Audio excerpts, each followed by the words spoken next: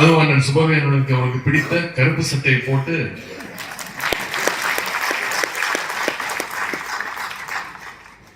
ஒரு காதலனை இம்ப்ரெஸ் செய்வதற்கு, ஒரு காதலியை இம்ப்ரெஸ் செய்வதற்கு என்னமோ முயற்சி எல்லாம் செய்வாங்க. அப்படி நான் இன்னும் ட்ரை செய்து கொண்டிருக்கிறேன்.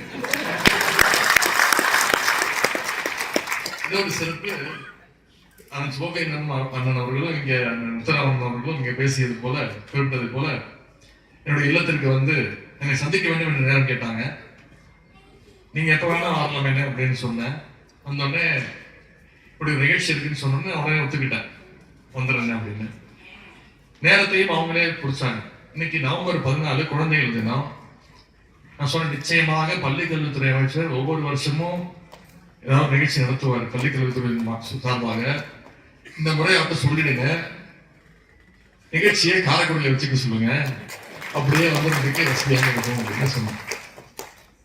அதன்படி அந்த தேதியை வாங்கி ஒரு மாதத்துக்கு 20 நாட்களுக்கு முன்பே அதை கொடுத்தாச்சு. ஒரு 10 நாட்களுக்கு முன்பு நம்முடைய முதலமைச்சர் கழக தலைவர் அவர்கள் என்னை அழைத்து, பொதுவாக தலைவர் அவர்கள் என்னை அழைத்து என்ன சொன்னாலும் நான் எதிர்த்து ஒரு கேள்வி கூட கேட்க மாட்டேன், எதுவுமே பேச மாட்டேன். ஏன்னா அது காரணம் தெரியாது, எனக்கு தெரியும். என்ன இப்படி சொல்ல மாட்டேங்க, எதிர்த்து பேச ஆரம்பிச்சேன், நான் அதே தொலைக்காட்சி பார்க்கறானா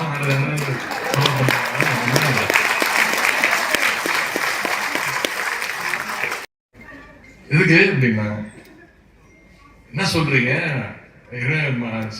சுபவேந்தன் வந்து தேடி வாங்கியிருக்காங்க. ஆமா மன்னிச்சு, நீ போயிட்டு வந்துருக்கீங்க, டெல்லிக்கு வேற ஏதோ சொன்னாங்க. ஏன் அதை குறிப்பிடுறேன்னா, இந்த நிகழ்ச்சி அவ்வளவு முக்கியமான ஒரு நிகழ்ச்சி. எந்த பணியாக இருந்தாலும் இந்த நிகழ்ச்சியில கலந்து கொள்வது என்னுடைய வாழ்நாளில் ஒரு மறக்க முடியாத நிகழ்ச்சியாக கலந்து கொள்கிறேன்.